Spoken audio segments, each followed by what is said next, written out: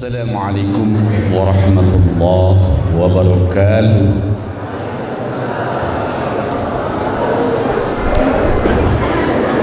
Ketinggalannya kirang semangat nih. Pas sarapan?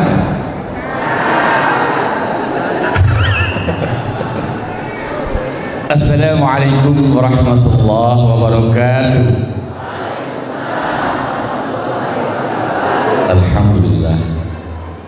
Alhamdulillahilladzi 'allama al-Qur'an khalaqal insana 'alaman bayan. Asyhadu an la ilaha illallah wa la syarika lahu wa asyhadu anna Muhammadan rasulullah. Allahumma shalli wa sallim ala nabiyyina Muhammadin wa ala alihi washabbihi ajma'in. Ba'd. Faqala ta'ala fi kitabihil karim. A'udzu billahi as-sami'il 'alim minasy syaithanir rajim. Ya ayyuhalladzina ittaqullaha wa tanzur nafsun ma qaddamat lighad wattaqullaha innallaha khabirun ta'malun. Yang saya cintai dan hormati jajaran pimpinan dari Dewan Pembina, Dewan Pengurus, Dewan Pengawas, Dewan Penasihat, dan seluruh keluarga besar Asyifa Akhiriyah yang dimuliakan Allah. Segala puja dan puji hanya kita panjatkan kepada Allah SWT yang telah memberikan begitu banyak nikmat yang kita rasakan setiap saatnya. Nikmat bangun tidur, Allah berikan kehidupan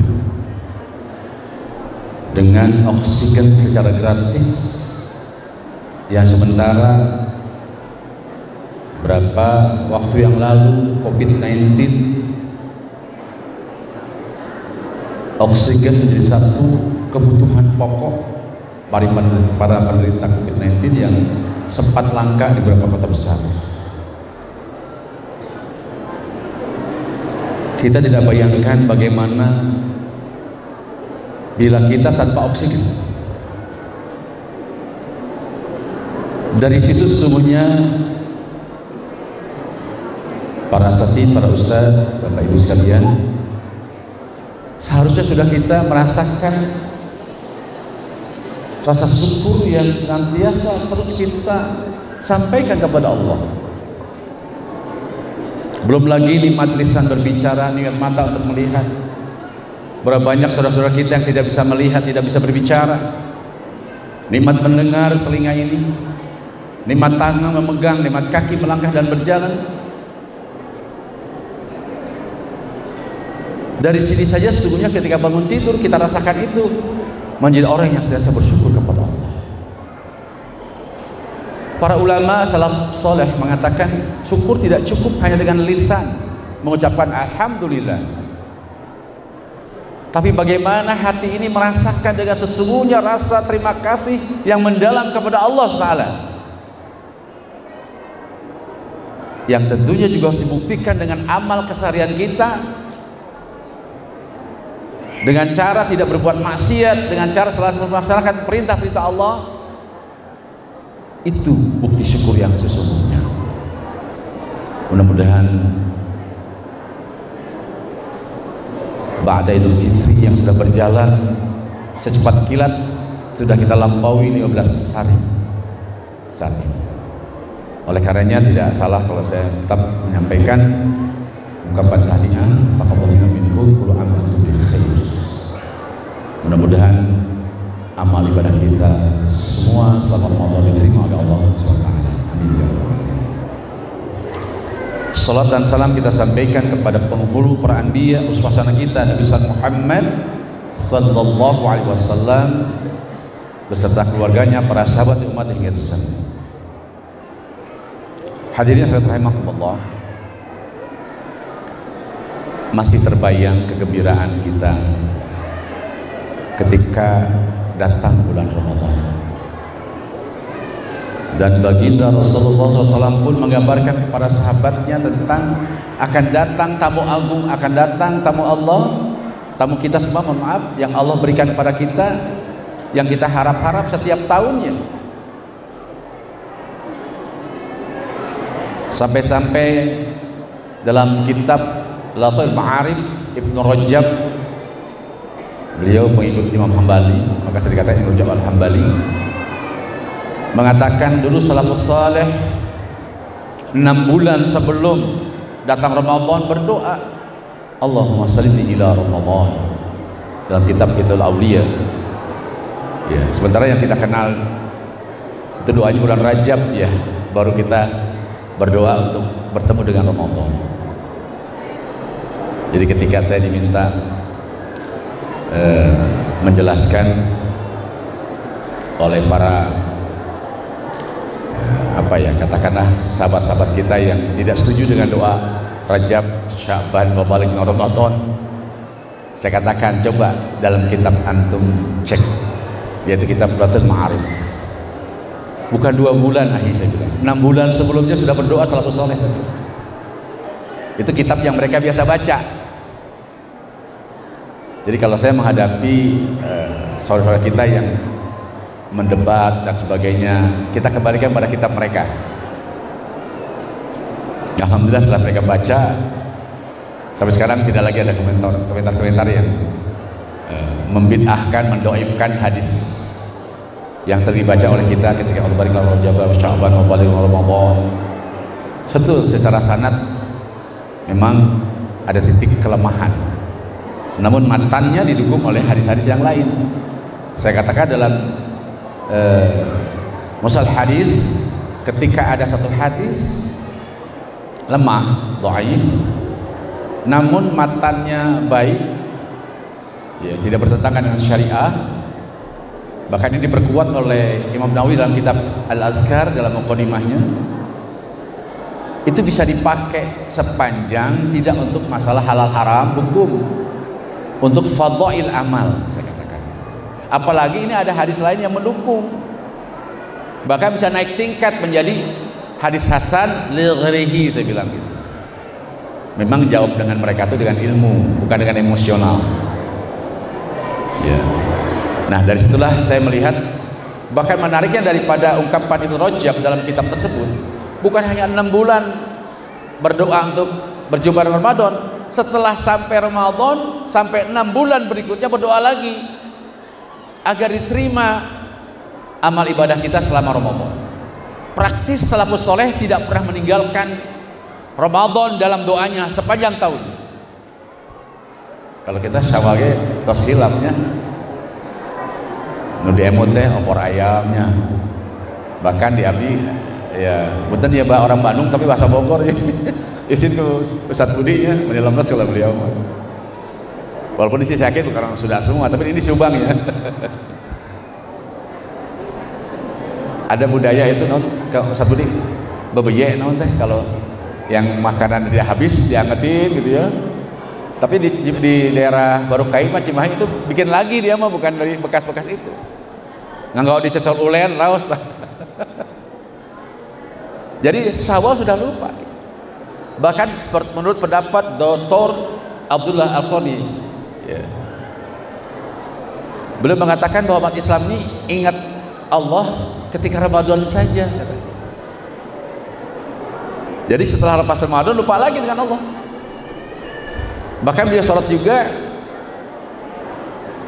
ketika taraweh berduyun-duyun kan, bahkan hari pertama malam mau sholat masjid parinuhnya sopnya luber, namun menjelang ke 3, ke 4, ke 5, ke 7 sopnya majuan ya, makin maju sopnya.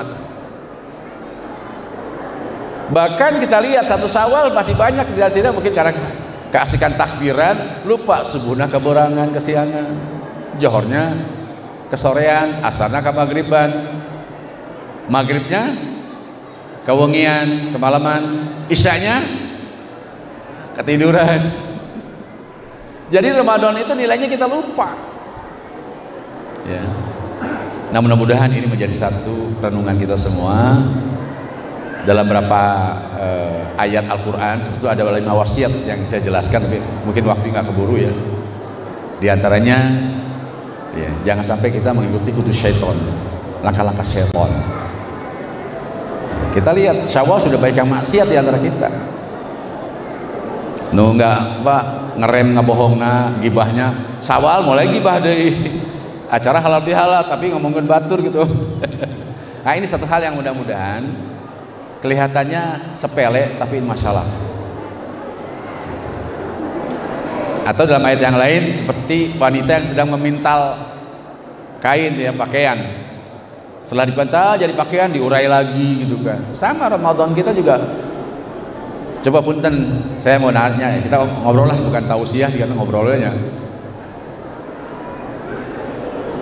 Sudah ada yang khatam Quran selama Syawal? Ya maafinya, khatam. Tapi Ramadan coba, pekan pertama itu sudah yang khatam. Syawal kemana? Zulqa'dah kemana? Ya, mungkin Zulhijjah agak lumayan lah, ayo Idul Kurban. Maka kenapa Rasulullah SAW menggunakan kata thumma ketika melanjutkan agar saum sunnah 6 hari setelah Ramadan? Ingat, bukan fa'idha farfatan saum itu langsung. Kalau kalau thumma itu ada jeda. Ya madalil ulama lughah ya madalilna. Artinya bisa di luar antara 2 dan 7 Syawal. Saya ditanya oleh jamaah, Ustaz, lebih baik apa puasa full 27 langsung atau ditunda? Saya katakan ulama ya, bahkan teman-teman saudara kita pun yang di Saudi berbeda pendapat belum. Ada yang komit tetap 2 sampai 7. Maka di Jawa Tengah itu ada lebaran ketupat ya. Pak Yasin, betul nggak? Ya, setelah selesai baru lebaran 8 Syawal kan. Belum ada ipar di Klaten gitu ya. Juga ngasih tahu. Itu ada lebaran ketupat gitu. Nah, tapi karena tadi ada celah summa, beda kalau faida faraqta pakai kata disuruh puasanya itu harus langsung. Kalau summa itu boleh sampai akhir Syawal. Nah, pertama saya katakan ulama berpendapat bahwa dia melanjutkan. Ini belum bicara masalah produktivitas kerja nih, sesuai dengan tema Kang Budi. Ya, saya ingin dulu bagaimana menggali potensi yang kita miliki. Berapa hari yang lalu saya diundang salah satu cabang Bank BSI ya, di Kota Bogor. Mirip judulnya sama. Ya, saya katakan ini judulnya sebenarnya ada mukadimah dulu, jangan langsung produktivitas. Ini juga pernah sampaikan berapa tahun yang silam ketika saya masih di Purwakarta bertugas di salah satu perusahaan India tekstil. Itu karena apa? Mubaliknya, penceramahnya mengecewakan GM langsung, karena GM hadir orang India, non muslim, walaupun dia orang India sudah ngerti sedikit bahasa Indonesia. Saya beli tahulah Ustadz dari Pasar Bo yang agak keras itu diprotes oleh DKM-nya. Saya minta Ustadz kan sebagian bisa bahasa Sunda katanya, coba sampaikan lagi. Judulnya Ramadan ya, puasa menambah produktivitas kerja. Oh senang tuh GM tuh, karena kan mereka mau untungnya aja kan, mau produktif tinggi. Nah dari situ saya gali dulu ya. Makanya tadi kita bagaimana yang pertama, kita manusia ini memiliki yang disebut ma'nawiyah, potensi ma'nawiyah, kapasitas diri muslim itu ruhiyah kita. Makanya tadi saya ajak bicara saum Syawal ya. Apalagi kata ibadah kemudian itu dan ibadah kan. Ini kadang-kadang kita dipisahkan tuh antara kerja dan ibadah. Punten ya narosli ya, malah disusi lah ya. Bapak Ibu kalau bekerja di Ashifa niatnya apa? Kalau sebagian pekerja mengatakan menang gaji Ustaz, dapat salary, dapat gaji, dapat upah. Pertanyaan berikutnya, tanpa niat mendapatkan upah atau salary, dapat upah nggak? Tetap dapat upah nggak kalau kerja? Dapat nggak? Ya Kang Atta pasti bilang dapat Ustaz, terus gawe terus damel. Artinya Bapak Ibu tanpa niat pun tetap dapat itu selera. Maka sayang kalau niatnya hanya karena itu. Innamal binniyat. Lihat hadis itu. Ketika hijrah, apa karena Allah dan Rasulnya, atau wanita akan dinikahinya, atau harta dan seisinya, maka pilihlah niatnya karena Allah dan Rasul. Artinya niat karena Allah. Tanpa diniat pun kalau masalah gaji nama kenging insya Allah. Kalau ulama di Bogor, ini ceritanya, lebih baik menanam padi Ustaz atau nanam genjer.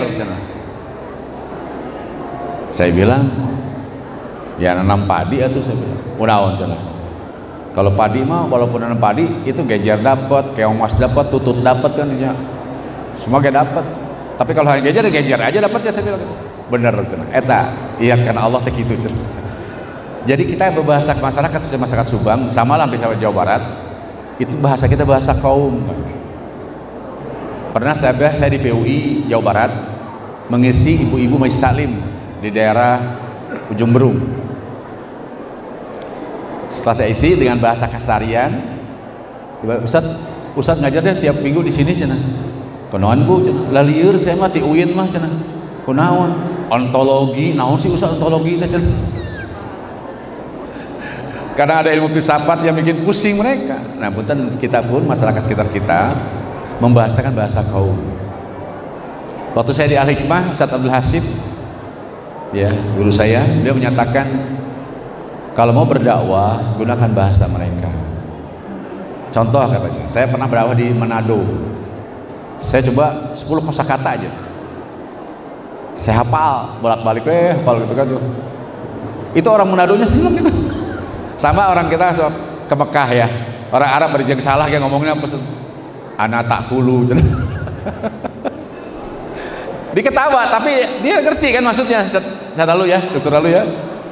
Orang tuh kalau pakai bahasa, saya ketika umroh tahun 2003 membimbing jamaah Garuda waktu itu ya. Padahal belum pengalaman ke Mekah, tapi karena disuruh ya siap lah gitu berangkat. Saya sedang bingung juga kan, kemana ya? Ada hal yang ditanyakan di bukan daerah Madinah, Masjid Nabawi. Saya sedang menyender ketika itu pas mau ke toilet, sigana orang Indonesia aja saya bilang. Dari wajahnya kelihatan. Biasanya orang Filipina ya, orang Thailand kan mirip. Ditanya Assalamualaikum. Dia pakai bahasa Arab sedikit. Bapak, saya orang Ciampea aja. Orang Bogor rupanya gitu. Alhamdulillah katanya. Jadi ada kebanggaan ketika bertemu di luar. Sama mereka juga kita ada bahasa yang kita gunakan.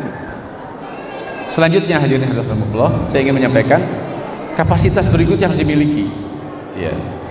Jadi kalau Syawal sudah selesai ya. Ada 2 pendapat, mau yang silahkan selesaikan 2 sampai 7 Syawal, mangga. Jangan diributkan, dua-dua juga benar. Yang penting puasa Syawal, nu salam tetap puasa Syawal gitu jangan. Yang kedua kapasitas akliyah. Intelektual. Ini kapasitas pasti manusia berbeda. Kita di bawah pendidikan di Asyifa, sebenarnya jadi lembaga dakwah, lembaga sosial. Bahkan mau akan punya rumah sakit nih, insyaallah. Ya. Allahu Akbar. Ya. Ini kapasitas yang memang masih orang berbeda-beda, tapi yakin. Ya. Ada yang menarik, saya pernah menemukan seseorang sosok yang dianggap biasa saja, sampai harus ikut ujian persamaan ya, untuk tingkat SMP dan SMA-nya. Ternyata jadi seorang doktor dalam satu ilmu pengetahuan. Waktu itu ya rezekinya dia nggak punya biaya kuliah sekolah. Makanya saya yakin di sini pun ya, antum dan seluruhnya ini masya Allah punya kapasitas yang luar biasa dalam itu pasti intelektual kita. Makanya ketika Ramadan kemarin ada permintaan beberapa ibu majelis taklim, beberapa ustazah, bagaimana Ustaz Ramadan menjadikan Ramadan di rumah tangga kita katanya. Saya pertama, punten Bapak Ibu ya, kita punya anak kecil ya, belum baligh, katakan dia masih balita. Ya. Kan kita ingin juga mereka ikut belajar puasa kan. Tapi ingat jangan dipaksa. Harus binimah pun Allah ya, ponakan saya 4 tahun 5 bulan itu kemarin nggak kalah puasanya. Saya bilang sama adik ya, teh udah dipaksa teh enggak, wah cenah, saya wah gitu ya, enggak, dia mau sendiri cenah. Pertama aja diingatkan ketika dia, Umi, Hisam lapar, misal gitu. Kan Ramadan sayang, oh ya puasa ya Mi ya, ntar deh main lagi deh Hisam gitu, ntar aja makannya maghrib cenah. Maksud saya, ketika kita mampu mengajarkan dia untuk berpuasa, ada satu ajaran akidah yang harus kita terapkan. Artinya apa? Takut kepada Allah. Tentu dengan nalarnya nalar anak-anak kita, jangan nalar kita kemampuannya. Dia sudah tahu bahwa Allah melarang kita buka karena sudah berpuasa di siang hari kan. Pesannya sampai ke anak itu. Berarti kita sudah mengajarkan anak kita tentang akidah, tentang tauhid. Nah, termasuk juga tanpa sadar kita sudah masuk kepada potensi manawiyah anak kita, yang sebetulnya dia alam ruh. Lihat dalam surat Al-A'raf 172. Itu kan rohnya sebelum ditiupkan ke dalam rahim ibu itu, ditiupkan ke janin bayi, ditanya dulu, talek ke Allah. Alastu birabbikum. Wahai ruh, apakah aku Tuhan kalian? Apa jawabannya? Qalu bala syahidna. Ya Allah Tuhan kami dan kami bersaksi. Artinya potensi akidah, potensi keimanan sudah tertanam sejak di alam ruh. Maka kenapa para ulama mengajarkan, diazankan, tapi ditentang saya, Ustaz itu bid'ah. Padahal ada potensi mengingatkan kembali. Bayangkan coba, kalau kita nauzubillah min dzalik terlahir dari ibunda yang non muslim atau non muslimah, apa kita jadi muslim? Kullu mauludin yuladul fitrah. Pabawahu tuh, orang tuanya atau lingkungannya menjadikan dia Yahudi, Nasrani ataupun Majusi. Makanya ketika anak kita diajarkan saum, sama juga ngajarkan akidah kita. Kalaupun nggak selesai jangan dipaksa sampai johor, sampai jam 10, nggak masalah. Sekali lagi ini belum bicara ke produktivitas. Kenali dulu potensi kita yang ada.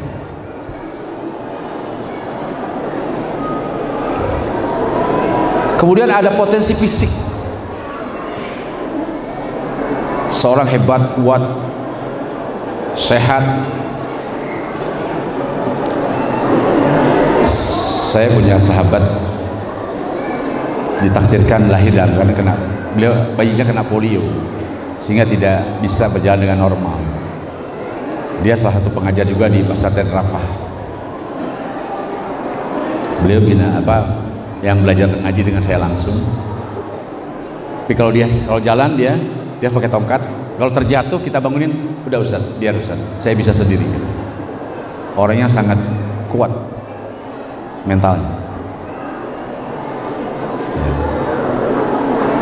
Dalam satu acara pertemuan janjian selalu nomor satu dibandingkan orang yang fisiknya lebih sehat. Nggak ada halangan. Ya. Nah ini ternyata potensi fisik ini ya, dia punya kelemahan sih. Atau sahabat-sahabat kita para penghafal Quran yang tidak bisa melihat, ternyata lebih cepat hafalannya.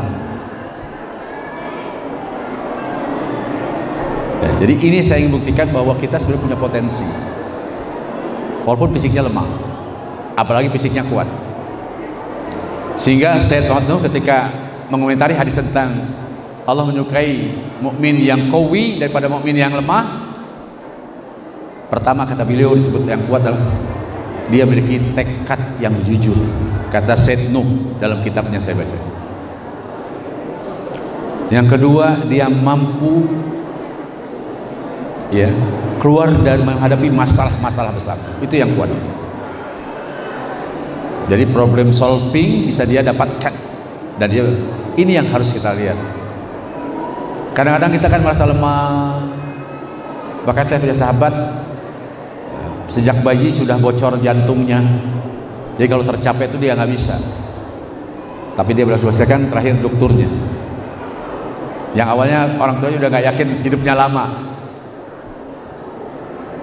Jadi jangan pernah lemah dengan usaha fisik. Ya.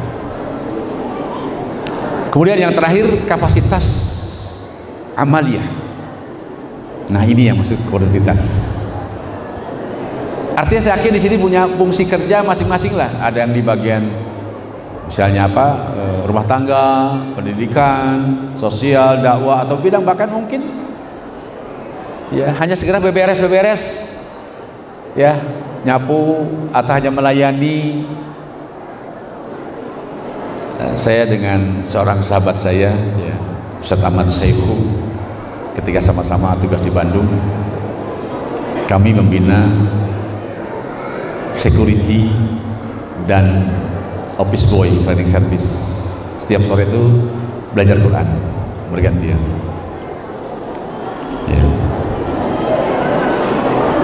Mereka menganggap bahwa waktu saya tugas dengan Ustaz Budi ya, di parlemen sasarangan dengan beliau ya, dia pikir katanya, kirain kami ini nggak dianggap, kami ini hanya office boy, apalagi kan apa Kang Budi istilahnya, outsourcing ya, mereka outsourcing dari PT-PT yang itu security. Kalau ada kami datang tuh tamu daya dari dapil tuh itu langsung dialir sampai lantai kita, karena mereka juga merangkul mereka, jangan remehkan. Pernah ada kejadian di tahun 80-an, waktu itu 90. Dia seorang sarjana, pandai, cum laude ya. Bahasa Inggris juga, wah topolnya berapa, topolnya tuh ya udah tinggi, tapi dia kesulitan nyari pekerjaan. Akhirnya dia saking kesalnya, dia gunakan ijazah SMA, diterima office boy. Ini kejadian benar, office boy. Suatu ketika dia sedang beberes, ternyata ada pekerjaan di dulu masih belum ada laptop, komputer naon tuh jangkrik naon. Jangan baheula lah gitu ya. Dia terlihat di teksnya sedang buat proposal buat apa gitu. Dia senyum-senyum melihat, datang ke bosnya. Ada apa kamu, katanya? Kamu senyum melihat komputer? Enggak Pak, maaf Pak ya, maaf Pak. Enggak. Kamu pasti ngerti ini. Kenapa ketawa, kenapa salah ya katanya. Dia bilang, enggak Pak. Enggak. Duduk kamu situ. Coba kamu benerin kalau salah. Tapi Pak, saya kan hanya office. Enggak, saya tahu kamu, coba. Dikerjain sama dia tuh. Memang jagonya. Masya Allah. Kamu nih. Dia senyum ya, enggak Pak. Aku salah enggak, silahkan diperiksa Pak. Ini bagus sekali ini katanya. Saya sampai seminggu ini enggak kelar-kelar bikin ini katanya. Akhirnya, kamu siapa sih katanya? Akhirnya dia cerita. Ya saya sudah Pak ini. Cerita lah Pak. Ya Allah, udah kamu jadi sekretaris saya katanya. Apa pelajaran dari situ? Sekali juga harusnya kita tawadhu. Berangkat dari semua potensi yang kita miliki, tawadhu. Jangan sampai kita merasa seorang dokter dan sebagainya. Saya ingat dulu, ini sedikit olahraga ya, Lim Swee King, masih ingat Lim Swee King? Itu kalah oleh pemain kampung di daerah Semarang. Kalah main bulu tangkis, kalah di kampung, padahal juara. Artinya apa di situ? Kita nggak boleh sombong. Nah, kita akan produktif satu ketika kita kenal diri kita siapa, potensi kita apa, sebagai apa. Makanya saya saran ketika ada jenis ilmu sekarang ya namanya talent mapping ya, kalau saya kita akan tahu anak kita kemana. Jujur lah, karena ini keluarga besar saya juga ya. Anak saya itu dulu pertama ketika awal saya tanya, Amar mau kemana? Karena dia senang masak dan hobi nonton Master Chef ya, Chef. Jadi Chef katanya. Aduh, saya bilang kata isi, waduh, ini gimana nih gue jadi tukang masak katanya gitu. Tapi saya apresiasi. Sekarang banyak chef laki-laki kan yang hebat kan banyak. Dan jangan salah, penghasilan juga besar sekali chef itu. Ya. Saya tahu ini anak ini kan begini, ya SMP sudah saya tanya, agak gini-gini kan. Berikutnya berubah lagi tuh bulan depan. Bi, Amar ingin jadi ahli kimia, mau ke Semakbo atau ke AK di Bogor. Saya bilang, saya tahu ya dia agak satu kelemahan dia masalah hitung-hitungan. Saya diam aja. Terus ya sok mau apa mangga Amar silahkan aja sok. Tapi pikir lagi ya mana terus lama. Uminya khawatir aja, kumaha tuh tenang aja, biar aja dia sedang mencari. Ternyata memang saya tahu dia ke IT gitu. Tapi saya nggak arahkan dulu. Pasti dia udah aduh Amar jadi bingung kemana bi ya kata tuh, mulai dia bingung kan. Amar abi lihat senang IT nggak? Senang. Terus gimana? Ke IT aja bi ya. Amar pikiran lagi, sok pikir lagi. Gitu saya diajak di situ. Alhamdulillah akhirnya masuk ke kejuruan ya SMK IT sampai sekarang kuliah di semester 6. Saya lihat perkembangannya hasilnya. Ya. Itu kata dosennya yang terbaik gitu kan. Sudah ketemu itu. Ya. Artinya apa? Kenali potensi kita juga ini Bapak Ibu sekalian. Saya salut ada seorang baru menyelamatkan doktornya usia 75 tahun kamu di. Ya, pernah di KKND itu ditampilkan. Artinya jangan pernah putus asa. Gitu ya. Karena ada kadang saya mau tos kieu lah, terus dasarna kieu nggak bisa. Rasulullah SAW itu sangat pandai memilih sahabatnya. Maka tipe Abu Bakar As-Siddiq, tipe Umar bin Khattab, tipe Utsman bin Affan, tipe Ali bin Abi Thalib dan sahabat yang lainnya. Maka pelajari kitab Ar-Rijal Haula Rasul, Khalid Muhammad Khalid. Kalau terjemahannya 60 karakter sahabat. Itu akan ketemukan bagaimana karakter sahabatnya. Abu Dzar kenapa dilarang jadi pejabat? Itu Rasul sudah tahu. Ya, maksud tahun 2005 ketika saya memimpin satu organisasi ya di Bogor. Itu saya termasuk tidak punya kapasitas mumpuni apa-apa gitu. Tapi saya bisa bagaimana mengelola mereka. Padahal semuanya vokalis tuh dalam satu rapat harian.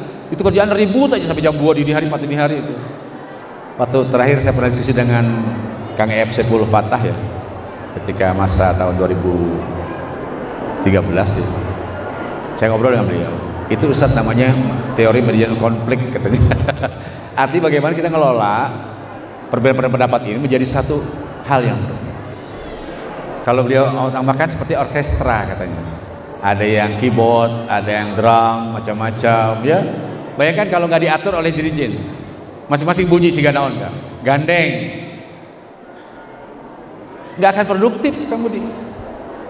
Tapi kalau kita mau mengelolanya, so kapan kamu bunyi, kapan kamu diam, diatur sama kita semuanya. Kayaknya indah tuh kalau di dewan pengurus bisa seperti itu ya, Seseriman ya. Jadi jangan sampai ada potensi vokal yang baik kita patahkan, jangan. Tapi kita kelola menjadi satu kekuatan. Tadi kita sudah miliki secara manusiawi, manawiyah, akliyah, jasadiyah, amaliyah. Nah, ini tinggal kita mampu mengelola dengan baik. Nah, Syawal sebagai momentum ba'da Ramadan, titik tolak untuk agar kita bisa produktivitas yang tinggi. Tapi sambil mengenali terus. Saya melihat banyak di antara kita yang belum kenal diri sampai mohon maaf, usia 40-50 belum kenal dirinya siapa. Lebih jauh dari itu ada satu yang menarik ini. Kita jangan lupakan faktor keluarga. Di samping potensi diri, termasuk juga potensi yang ada dalam istri kita. Kalau kita sebagai istri, suami kita, anak kita di rumah. Tadi untuk anak sudah saya sampaikan. Istri, kalau hanya melihat kelemahan masing-masing, karena akan mengganggu, saya yakin punten ya. Kalau nggak mampu mengelola dengan baik, akan terjadi masalah di keluarga. Padahal dua-duanya pinter, dua-duanya hebat, saleh, solehah. Mengapa banyak kejadian akhirnya naudzubillah sampai ke pirok? Punten. Sedikit saya sampaikan data sebelum pandemi. Ada yang saya bina seorang dokter hakim agama di Bogor. Saya tanya ke beliau, namanya Kang Fikri. Kang Fikri, berapa kasus yang masuk ke meja persidangan pengadilan agama dalam setiap hari? Dia menyampaikan tidak kurang Ustaz antara 400 sampai 450 pasang setiap bulan. Ini sebelum pandemi. Itu kata beliau seperti fenomena gunung es Ustaz. Itu yang lapor ke pengadilan agama, yang nggak lapor. Kalau di Karawang tuh ada semacam apa nih, mitos atau apa ya, kalau panen nikah, kalau paceklik, saya tanya Dokter Fikri, saya bilang, apa kasusnya, apakah tolak atau khulu, gugat cerai? Menarik angkanya 70% khulu. Berarti yang ngadu siapa? Istri. Apakah salah istri? Ar-rijalu qawwamun 'alan nisa. Qawwamun 'alan nisa. Qawwam. Ya. Terus kasus yang paling berat apa, salah apa? Ekonomi. Saya nggak bayangkan nih pada pandemi kayaknya nambah dah. Itu salah satu kabupaten di Jawa Barat. Saya salah satu Subang. Saya teruslah ke Menak Kota ya, saya tanya, atau pengadilan saya tanya. Nah, ini yang ternyata kalau kita mau jujur kembali, ya, walaupun kalau bahasanya ini masalah komunikasi, mungkin kurang kenali diri masing-masing. Menarik lagi pengalaman saya di tahun 96, masih waktu itu masih ada DPA ya, Dewan Pertimbangan Agung di pemerintahan. Ada seorang pejabatnya, seorang ibu mengundang saya acara pernikahan Intan. Orang Jawa Intan berapa tahun? Ini orang Jawa beliau. Kalau perak kan 25 tahun. Kalau emas 50 tahun. Kalau Intan berarti yang menjadi pengantin ini sudah 100 tahun lebih. Ketika saya awal ceramah, saya tanya dulu di pengantinnya, masih seger di aki-aki itu, punya bukan lagi cucu apa, cicit apa, anaknya incu itu udah ada, punya. Saya bilang, Bapak, Ibu, mohon maaf, saya nggak berani ceramah nih. Kenapa? Saya baru nikah sekitar, kalau 96 berapa ya, 89 ya, baru kita 15 tahunan. Saya bilang, malu saya nasihatin Bapak Ibu nih. Saya ingin tanya, apa resepnya Bapak Ibu sampai awet ya, 70 tahun menikah? Apa bahasanya? Kita nggak punya resep Ustadz, hanya kami ini saling memahami, tapahum. Rupanya kita punya ilmunya. Kuatul itisal, ta'aruf, tapahum, ta'awun, takaful. Ternyata nenek kakek tadi sudah punya resep. Contoh, kalau istri saya mendata kelemahan, kejelekan saya, bisa jadi 2 jilid buku. Tapi kalau istri saya bikin kejelekan saya 4 jilid, Bu. Banyakan kita suami, kenapa? Banyakan kami yang merasa salah, karena ibu kan luar biasa di rumah, jaga anak-anak kan, orang mah kan sibuk di kerjaan. Nah, ini ya saya akan gambarkan di satu perusahaan besar. Saya pernah mengisi BUMN. Ini sampai pada menangis tuh para manajer itu. Kenapa? Merasa ternyata jangan ada masalah dengan istrinya. Itu akan menghambat. Itu diakui oleh kepala cabang BSI yang di Bogor itu.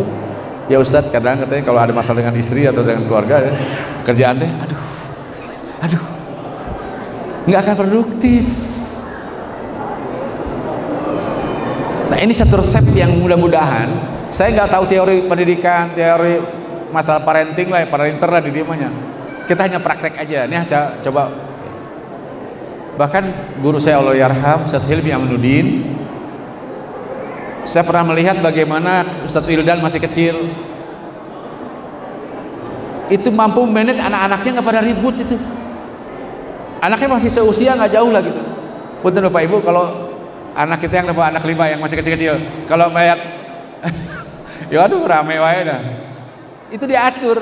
Jadi ketika misal kakaknya mau mainan adiknya, Dek, AA boleh minjem nggak? Enggak, beli aja, kembalilah. Ternyata akur kan. 4 orang adik kakak itu akur di manage. Ada yang manage, kakaknya bilang, ayo Dek, kasih ke kakak, kamu pengen yang itu, kakak yang paling tua, yuk gantian sayang. Jadi bagaimana sih anak-anak kita sudah dididik di manage itu kan, potensinya beda-beda. Satu anak kita kan, ibu di sini anak yang 5 orang, ada nggak yang anak 5? Potensinya sudah 5-nya. Karakternya benten tuh, beda nggak? Beda, sama, beda kan? Membangunkan waktu subuh, misalnya anaknya laki-laki semua. Anak saya misalnya Amar, saya cuma 1 jadi nggak punya contoh. Misalnya anak saya Amar, Mar, bangun saya, langsung bangun dia. Ada anak kedua misalnya Ahmad, baru bangun tuh. Ada lagi yang ketiga misalnya namanya Rashid misalnya namanya. Rashid, bangun. Ada yang kudu dicipret kucai gitu kan? Ada kan? Apakah perlakuan bapak ibu sama ketika tadi Rashid dengan Amar? Nggak bisa. Amar akan tersinggung ketika dia disepretin airnya. Amar juga udah tak bangun bi gitu. Punten. Saya hanya praktek aja yang mengajarkan orang praktek. Saya punten, ibu punya anak usia balita 4-5 tahun, saya akan bisa tahu ibu bapak galak atau tidak, saya bisa tahu. Ibunya galak tuh, saya tahu. Asal ngobrol heula jangan anaknya, ketahuan. Jadi masalah parenting bukan sekedar samara sampai sakinah mawaddah warahmah. Sebenarnya ada lagi ya, tulisan Ustaz Amir Fasalfat itu bagus sekali. Mungkin ada kesempatan kita tentang keluarga parenting nanti. Jadi bagaimana mengelola tentang sakinah mawaddah warahmah, luar biasa ilmunya. Itu saya coba terapkan, betul. Akhirnya di masa tua saya dengan istri ini terasa saling memahaminya. Dulu ada pengalaman menarik. Kenapa kok istrinya tuh seringkali kurang sehat? Karena tidurnya selalu malam. Tahu ibu kenapa? Tapi nggak pernah terus terang. Tahu? Soalnya sok apa? Tidurnya ngorok teh. Bahasa Sunda. Bersuara berisik. Si istri nggak bisa tidur. Itu bayang kalau 3 tahun ibu nggak tidur gitu kumaha. Setelah saya tanya ke saya bilang sama suaminya, sebenarnya panggil dua-duanya sebenarnya. Antum sadar tuh, saya bilang, kalau tidur ribut suaranya, saya bilang teh. Enggak, saat ya udah tidur duluan. Gimana? Biarkan istri kamu tidur dulu baru kamu tidur. Itu solusinya, nggak perlu repot-repot solusinya. Kecil ya masalahnya, tapi jadi besar. Mohon maaf, ini juga terjadi. Ini sengaja saya ungkap, kenapa? Menuju prioritas itu bukan hanya teori kemudian. Teorinya banyak lah, keilmuan. Wah, secara teori bagaimana jadi produktif, tapi prakteknya tidak mudah. Tadi kuncinya kenali diri masing-masing. Kedua, nah ini tapahum seperti itu. Ketika saya masih dulu bekerja di satu perusahaan dengan kakak sepupu, bergerak di bidang goldsmith and silverwork, pengrajin emas. Kalau kerennya mah kamasan gitunya di Jakarta. Karena saya dulu pegawai pernah di salah satu perusahaan Olislar, itu perusahaan emas, toko emas pertama di Indonesia, punya orang Belanda. Saya keturunan keluarga kemasan. Ketika itu ada customer kami, seorang non muslim keturunan. Ternyata ketika saya ngantar barang ke rumahnya, itu titelnya besar, banyak sekali titelnya. Dia konsultan keluarga, ahli parenting. Ternyata dia ada masalah dengan istrinya. Kakak saya bilang ke suku, kalau mau konsultasi itu ke adik saya, datang ke saya tuh, PK, maaf ya, boleh nggak? Ini bukan urusan bisnis nih mas, saya ingin diskusi katanya. Saya masih ya belum terlalu, ya usia 90, tahun 90-an tuh ya masih nikah juga belum lama gitu. Tapi kita kan sudah punya manhaj sistem berkeluarga secara Islami bagaimana? Ada apa Pak? Mohon maaf, boleh nggak saya pribadi? Ada apa Pak? Ada masalah apa? Bukankah Bapak ahli parenting, ahli keluarga, tamatan AUSI, S1 S2-nya saya bilang. Iya. Saya ahli parenting, konsultan keluarga. Tapi saya sudah 3 bulan pisah ranjang.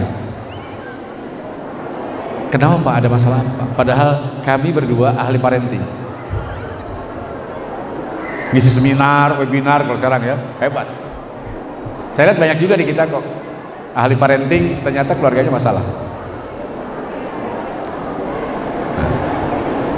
Akhirnya dia terus terang terbuka. Saya bilang, tapi solusinya menurut agama Islam Pak nih. Enggak apa-apa, saya orang-orang ini kok, saya bisa nerima kok, karena kami buntu. Salah keilmuan saya nggak dapatkan, referensi saya baca nggak ada jalan keluarnya katanya. Sebetulnya ada Pak, teorinya secara teori kan ada, tapi prakteknya mungkin berat. Itu saya rumus ta'aruf tafahum, saya kasihkan ke beliau. Dia bilang, jadi Bapak tolong kenali Bapak diri Bapak, termasuk Bapak ngaku kelemahan-kelemahan kita apa. Maka kenapa kita menolak pacaran? Nah, saya pernah diundang di satu kampus di Bogor, ya, Ibnu Khaldun. Judulnya menarik emang, itu panitianya emang agak menarik. Pacaran setelah nikah, judulnya. Yang membahas soal psikolog dan saya, ya. Yang S1 nggak tamat. Diundang, saya buka itu. Kenapa? Kalau pacaran biasanya cenderung yang ditampilkan tuh selalu yang indah-indah, yang bagus-bagus. Saya bilang topeng, betul nggak Bapak Ibu? Makanya jangan kaget, pestanya miliaran nikahnya, ya di selebritis lihat, baru 2 bulan udah cerai. Karena bukan itu nilainya. Maka kami kalau ada yang mau nikah di saya itu biasanya 3 bulan ada pelatihan dulu pra pernikahan. Termasuk ada namanya pelatihan anggaran pendapatan belanja rumah tangga, manajemen keuangan. Ada. Saya buka begitu, si ahli parenting tadi bilang, wah, Pak Eka saya bisa belajar nih gitu. Dia S1 S2 Aussie, Australia loh. Saya hejina. Ketika itu ya, ketika itu. Artinya apa di situ? Bapak Ibu harus memperhatikan betul tentang pasangan hidup kita. Ada ibu-ibu yang masih salin, Ustadz kumaha upami ta'adud, suami ta'adud. Nah, rame lagi kita. Tapi saya nggak panjang-panjang Bu ya, takut tersinggung. Saya termasuk pendukung monogami, kata ibu-ibu di Bogor. Padahal apa? Nggak begitu. Untuk proses kepada monogami itu panjang, saya katakan. Kalau salah dalil jangan tanya, udah pada paham. Tapi prakteknya tidak seindah warna aslinya. Ya, saya akan lari ke situ, temanya beda enggak? Tapi fasilitas tadi, termasuk baik itu keluarga kita, termasuk juga mungkin kalau kita di satu lembaga ya pendidikan ataupun lembaga sosial atau organisasi, itu kenali dulu masing-masing antara kita. Ta'aruf itu penting. Bukan hanya jasadian, termasuk pikrian juga harus ta'aruf. Pola pikirnya, nafsian, adat-adatnya, karakternya harus kenal. Tadi anak-anak kita kan Ibu kenali. Terus kalau anak kita yang mulai usia anak kidal ya, anak kidal, sip. Anak kidal itu sendiri, ya, itu kan kalau kita paksakan kanan perlukan waktu. Tapi kalau sejak kecil, maksudnya minimal jangan potensi kirinya jangan dihilangkan. Anak saya tuh nendang kaki kiri Bu. Tapi saya arahkan bagaimana kalau makan tetap tangan kanan kan, jangan tangan kiri. Jadi sejak kecil sudah kita amati anak kita tuh. Laki-laki senangnya masak bunga, nah, ya arahkan dia, misalnya ajak jogging, ajak bela diri. Yang perempuan apa, yang laki-laki tadi ya kemayu gitu ya. Ini arahkan juga. Jadi sejak kecil sudah kita amati, jangan sampai kita sibuk. Ya. Kualitas pertemuan saya sebagai ayah sedikit Bu, karena banyak di luar. Berarti ibu lebih banyak secara kuantitas pertemuan, tapi kualitasnya jangan kalah. Ada pengalaman sedikit ini kenapa? Karena ini akan mengganggu produktivitas kemudian. Saya nggak, kalau teori udah tahu lah tentang produktivitas kerja bagaimana, tapi prakteknya ini. Misalnya begini, misal kita baru pulang dari luar kota, ya. Pas lihat apa tuh di meja makan ya, nonton sasaji, tutup sasaji kosong. Mama, Umi, tahu nggak bapak baru pulang lapar gitu. Punten Pak, katanya saya nggak sempat tadi, anak rada hareeng, saya ngurus anak dulu, sebesar usia. Itu bibit kecil ya, tapi jadi besar. Kalau suami yang bijak gimana? Tahu nih istri pasti repot. Sumur, dapur, kasur, bolak-balik berapa kilometer? Sekarang kan udah zaman online ya. Umi mau makan apa? Kira-kira gimana tuh sang istri? Punten, ini teori ya, tanya coba praktekkan. Bob kalau tidak, punten ya.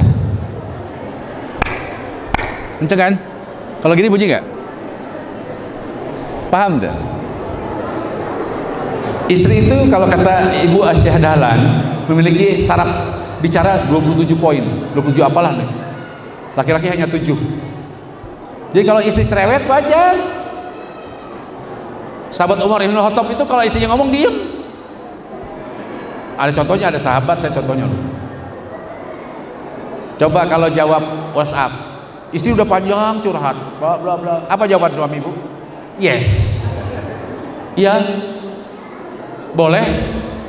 Ya Allah, kata istri panjang-panjang bikin kalimatnya dijawab singkat. Wajar bapak, hanya saraf bicara cuma segitu ibu. Tapi kalau ada suami yang cerewet, nah itu perlu kita kaji ulang. Terakhir ya karena waktu. Jadi bicara prioritas, ibu kenali diri kita masing-masing. Kita punya visi misi, Syifa ini punya visi misi. Setelah kita dalami, kita pahami, lalu apa yang kita bisa berbuat untuk Asyifa. Itu kunci. Sekali kenali diri kita. Jangan sampai permasalahan pribadi, keluarga membebani tugas kita yang akhirnya jadi masalah. Ini saya ngisi di mana-mana, ternyata ini yang jadi walaupun ahli manajemen mentok juga ketika masalah-masalah karakter nggak bisa. Saya pernah menemui orang ahli manajemen, saat dia ngadepin orang juga nggak bisa. HRD itu paling berat punten. Saya juga kebetulan di satu organisasi sebagai SDM.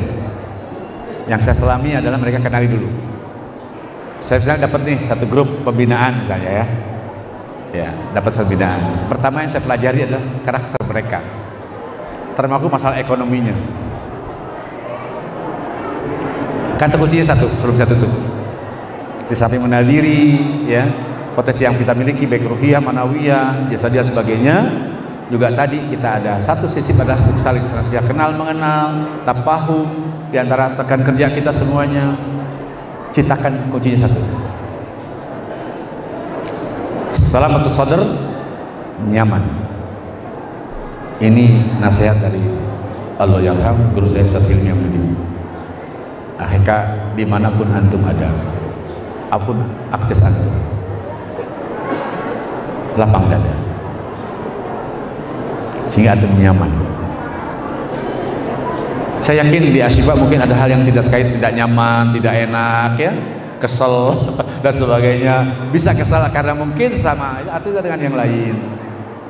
Coba lapang dada, kita berkaca, hubungi perbaikan. Ya, saran saya tadaburi surah Ali Imran 159. Di ayat itu Allah mengajarkan tentang lintalahu. Itu kuncinya. Dengan hati yang lembut, menyadari diri, tawadhu, ya, itu masalah sebesar bisa. Keluarga, masalah di lembaga, masalah di luar dan sebagainya. Masalah dengan umat, masalah dengan masyarakat, insyaallah. Wallahu a'lam bishawab. Assalamualaikum warahmatullahi wabarakatuh.